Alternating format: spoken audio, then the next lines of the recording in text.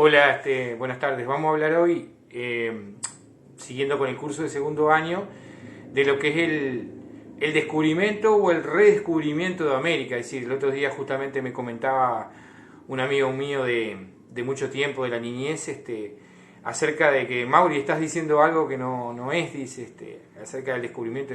Sí, sí, es así. Durante mucho tiempo se debatió, pero casi hoy ya es un hecho irrefutable de que verdaderamente en el año de 1492 no se produce el descubrimiento de América. Aunque Colón obviamente nunca supo que había llegado a un nuevo mundo, a lo que luego se conoce como el continente americano. Él pensaba que había llegado a las Indias, pero le decía que esos elementos hoy son irrefutables y ya los vikingos muchos siglos antes habrían arribado a las costas de lo que hoy es la parte de América del Norte, en la zona de la península del Labrador. Se han encontrado por parte de arqueólogos muchos elementos justamente que son contundentes como para determinar la llegada muy anterior a la de Cristóbal Colón y sus hombres al continente americano. Pero es un tema para dejarlo para un debate, es muy extenso y bueno, el que quiera comentarlo, debatirlo, estamos aquí para eso. Bien. Vamos a fijarnos de alguna manera como descubrimiento de América y vamos a hablar justamente de las consecuencias que produjo el descubrimiento de América. No los descubrimientos porque son mucho más amplios, vamos específicamente a centrarnos en las consecuencias del descubrimiento de América o de las Indias, como Colón afirmaba, ¿no? Que él había llegado a las Indias, a esa zona de las especias que los europeos tanto codiciaban, ¿no? La diferencia con los viajes de los portugueses, en el caso del viaje de Cristóbal de Colón, que él tenía una teoría que viajando hacia otro punto cardinal, en este caso hacia el oeste, atravesando el Océano Atlántico, podía llegar justamente a esa zona de las especias. Los portugueses, como dijimos en el video anterior, ya habían iniciado una serie de viajes circunvalando lo que es el continente africano. Bueno, habíamos hablado de Bartolomé Díaz, que en 1487 descubre lo que se conoce luego como el Cabo de la Buena Esperanza, los viajes de Vasco da Gama, que van a determinar la llegada a Ceuta, a la India, a las Molucas, luego también los portugueses. Y el viaje de Colón es muy importante justamente porque va a dar finalmente como resultado la existencia de un nuevo mundo, ¿sí? Que así se le catalogó. Bien, ¿por qué los marineros, por qué los marinos de esa época no viajaban continuamente? Porque, como habíamos dicho también en el video anterior, había que ser muy experto para viajar. Justamente Colón, en su búsqueda marineros y navegantes de gran experiencia para poder realizar esos viajes. Y da la suerte que consigue justamente a estos hermanos, llamados los famosos hermanos Pinzón, que van a ser de gran ayuda. Inclusive uno de ellos va a evitar posteriormente un motín a bordo en el primer viaje que se produce, que ahora vamos a relatar y vamos a detallar en algo. Bien, Colón entonces había recorrido varias cortes europeas buscando esos auspicios. Obviamente, imagínense ustedes, chiquilines, que un viaje de esa naturaleza en esa época era muy costoso, ¿no? O sea que había que tratar de costear lo que eran los gastos de las naves, de las embarcaciones, había que costear todo lo que tiene que ver con los alimentos que debían llevar, todos los víveres que debían llevar en ese viaje. Viajes muchas veces inciertos que no se sabían cuánto podían durar, ¿sí? Armas, etcétera, etcétera. O sea, todo llevaba un capital, todo llevaba un gasto. Y Colón había recorrido varias cortes de Europa buscando el auspicio, que finalmente encuentra una disponibilidad y a través de cláusulas, y en este caso las famosas cláusulas, los acuerdos de Santa Fe, ¿tá? O capitulaciones, así se llaman, capitulaciones, que es un acuerdo entre la corona, en este caso entre el monarca, entre el rey, en este caso los reyes católicos, y en este caso Cristóbal Colón. Bueno, ambas partes tienen derechos y obligaciones, ¿no? Colón, por ejemplo, tenía que reclutar lo que era la hueste, o sea, la tripulación, tenía que correr en la posibilidad, obviamente, de la organización de todo lo que era el viaje. Los monarcas tenían que correr, obviamente, con parte de los gastos, etcétera, etcétera. También buscaban un financiamiento de algún privado, que lo va a obtener Colón con uno de los grandes bancarios de la época, ¿tá? Y finalmente, en el año 1492, puede zarpar del puerto de Palos. Un viaje que dura aproximadamente unos 3 meses, y que, como les decía, los navegantes de esa época tenían que ser muy expertos, y ya lo habíamos hablado cuando hablamos del Renacimiento, esa mentalidad de aventurero, pero también de hombre de la Edad Media, valiente, corajudo de alguna manera, para aterrizarlos un poco a tierra con una palabrita más que ustedes puedan entender, de mucho coraje, de mucha valentía, porque, entre otras cosas, creían en la existencia de grandes monstruos marinos, que por lo general hacían zozobrar las naves. Ustedes imagínense esas películas a veces de ciencia ficción que vemos de grandes monstruos marinos, como el Kraken, etcétera, etcétera, que atacan las embarcaciones. Bueno, esa era la creencia de la época. Pero también creían que llegando hacia la zona de lo que hoy se conoce como la línea del Ecuador, las aguas servían. ¿tá? También creían, desde la antigüedad, ¿no?, que se creía en el tema de las sirenas, que eran especie de hermosas mujeres que por su canto hacían que los marineros se arrojaran al mar y luego eran devorados, porque verdaderamente no eran doncellas, sino que eran brujas, ¿no? Y bueno, todas esas cosas, todas esas creencias, más lo que era real, ¿no? Las grandes tempestades, los tifones, los ciclones, etcétera, etcétera, hacían que estos viajes fueran muy peligrosos. Bien, específicamente volviendo al viaje de Colón, como les decía, después de unos 3 meses, donde ya en el último tiempo no encontraban ningún elemento que les indicara que podían avisorar tierra, y como yo les había adelantado, los marineros quisieron amotinarse. ¿Por qué? Y porque empezó a faltar la comida. Habíamos dicho justamente que uno de los inconvenientes que tenían estos viajes era que no se sabía a ciencia cierta cuándo iban a llegar. Entonces, el abastecimiento, todo lo que llevaban a las naves en cuanto a los alimentos, por ejemplo, todo lo que tiene que ver con legumbres, algo de harina, el agua, imagínense que el agua es muy importante y era lo que ocasionaba enfermedades terribles, por ejemplo, como el escorbuto, la falta de vitamina C, producto de no ingerir alimentos, ¿cómo les podría decir? Alimentos del día, alimentos frescos.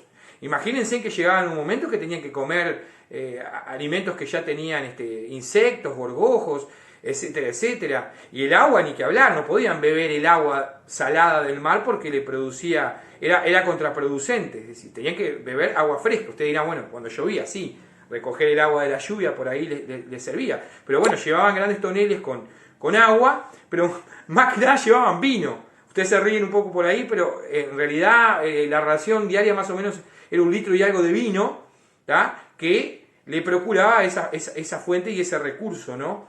Bien, pero como decíamos, en la última semana los marineros se habían puesto bastante inquietos, y justamente uno de los hermanos Pinzón, acuérdense, desde la escuela lo saben, ¿no?, la Santa María, la Niña y la Pinta, que son las 3 embarcaciones. Una era una nao, que es una nave portuguesa, ¿no? Las otras eran carabelas. Y estas embarcaciones justamente tenían algunos inconvenientes, como por ejemplo todo lo que tenía que ver con la capacidad.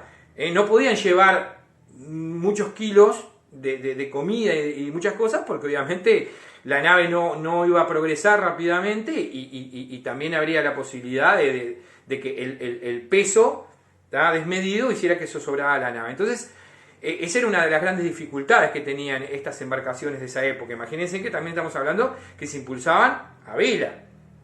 El sistema de vela venía impulsado con el viento. Imagínense los días que no había viento.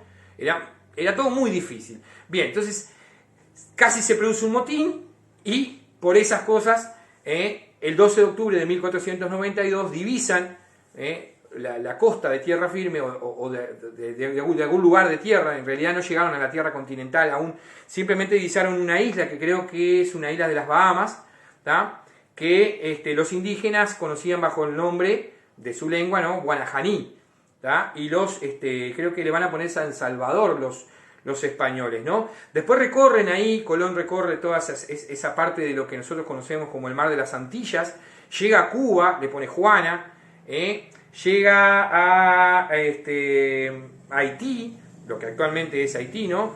Y bueno, después va a fundar un fuerte, que creo que se llamaba el fuerte de Santi Espíritus, San Salvador, también descubren un lugar que le van a poner luego La Española, y ahí Colón ya entra en contacto con los primeros nativos, que creyendo que él había llegado a las Indias, de aquí en más se le va a conocer como indios. Explico de vuelta que es bastante sencillo. Como Colón pensaba que había llegado a las Indias, a los nativos, a los habitantes que tuvieron un encuentro con Cristóbal Colón y con su tripulación, ¿tá? Se les empezó a llamar en el tiempo indígenas, indios, por ese supuesto de haber llegado a las Indias, ¿sí? Bien, en ese primer contacto ya podemos tener en cuenta uno de los conceptos que ustedes tienen que manejar, que es el concepto de transculturación. ¿Qué es el concepto de transculturación? Es justamente el encuentro de dos culturas. En este caso, la cultura de los europeos representada por españoles, quizás habría algún extranjero también en la tripulación. Bien, los hermanos Pinzón eran italianos, ¿no? Creo que eran italianos. Y ahí, justamente, determinó, por ejemplo, que, ustedes imagínense, chiquilines, nunca los nativos habían visto la tez blanca que tenían estos nuevos recién llegados, ¿no?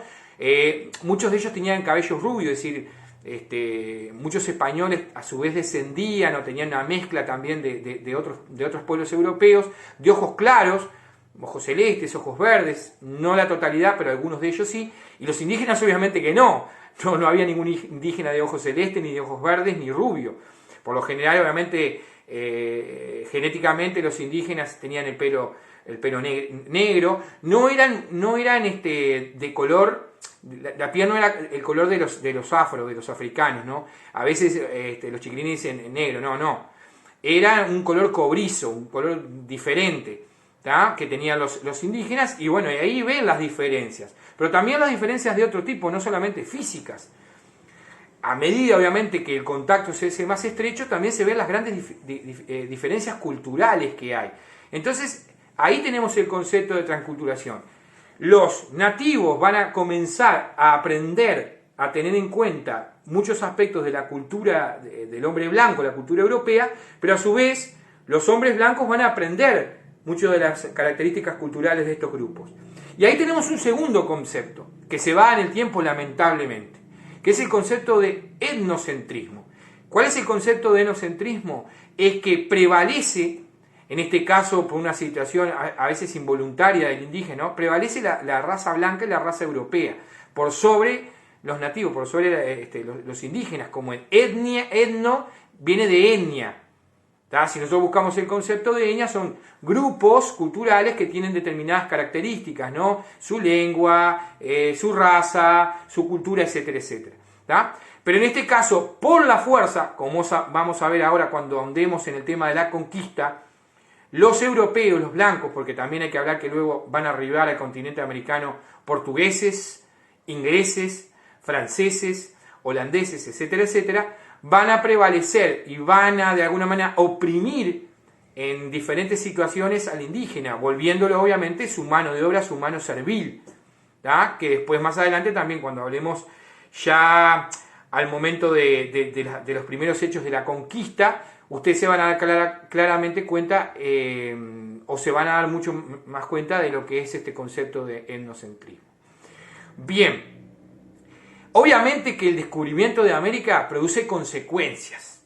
Y yo les voy a mencionar una de las consecuencias para que ustedes como consigna de trabajo puedan realizar las actividades en su hogar, en su casa. ¿Tá?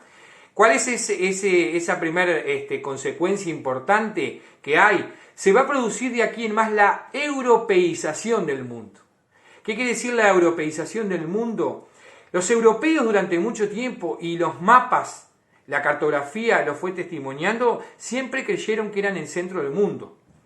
Es decir, como característica principal, Europa, y hasta la cartografía se veía así, se vio durante mucho tiempo, o se ubica en el centro. Pero esto no es una cuestión caprichosa, eso es una cuestión para indicar que los europeos era lo más importante.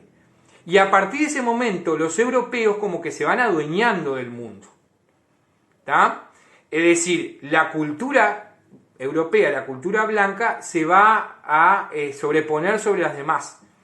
Y todos los productos europeos, todas las cuestiones de la cultura europea se van a imponer a todos los pueblos. Y se produce entonces una verdadera europeización del mundo. Obviamente, y eso es lo que ustedes van a tener que hacer y van a tener que ahondar, se producen otras consecuencias, como por ejemplo el descubrimiento de nueva flora, de nueva fauna, ¿tá? Pero los europeos, acuérdense de las causas. Las causas es lo contrario a las consecuencias. Las causas es lo que produce, las consecuencias es lo que arroja como resultado, ¿tá? Y habíamos dicho, ¿se acuerda que los europeos, perdón, buscaban oro y plata? ¿Y qué hallan en el continente americano? Y ya en el primer viaje o segundo viaje de Colón ya hay algún contacto, alguna puntita como de un iceberg, que los nativos usaban obviamente algún brazalete, algún pendiente, alguna cosa en oro, ¿tá? Si bien estos pueblos primeros que Cristóbal Colón reconoció no tenían en abundancia, pero sí más adelante lo vamos a ver con el tema de la conquista, las tres grandes culturas entre comillas superiores, ¿no? Incas, mayas y aztecas. No lo dije en orden porque los mayas ya prácticamente a la llegada de los europeos estaban sucumbiendo, están desapareciendo, hay varias teorías acerca de eso, y sí después los incas y los aztecas descubriendo obviamente fabulosos tesoros, y todo el episodio triste y no se ofendan los hermanos españoles o nuestros queridos hermanos españoles, que no estoy culpándolos directamente a los ciudadanos de ahora, ¿no? Sino los gobiernos de aquel entonces, ni siquiera a la población de aquel entonces, que sangraron el continente americano. Es decir, la explotación que se hizo del continente americano, una sangría constante de toneladas de oro y plata hacia el continente europeo, es una realidad que nadie se puede oponer y ponerse una venda a los ojos de alguna manera. Bien, vamos a dejar por ahí entonces la consigna, repito, ustedes tienen que escribir sobre las otras consecuencias. La primera consecuencia que yo les mencionaba es la europeización del mundo. Inclusive pueden escribir acerca de lo que es la europeización del mundo para ustedes, ¿tá? Y a su vez todas las otras consecuencias que produjo y vuelvo a repetir, descubrimiento del continente americano. Bien, nos estamos viendo la próxima. Estamos haciendo videos un poquito más seguidos ahora porque, bueno, a solicitud, a pedido, me han llamado de muchas partes, me han mandado WhatsApp y algún mensajes en otras redes pidiéndome algún hecho. No me hace nada, tengo el tiempo disponible para hacer todo esto. Y bueno, que como yo les digo siempre, que comenten, compartan, no hay ningún problema. Y bueno, espero con esto aportar el granito de arena que voy aportando. Y ya les decía que también voy a hacer videos para otras temáticas que soliciten. Muy bien, nos estamos viendo y muchas gracias.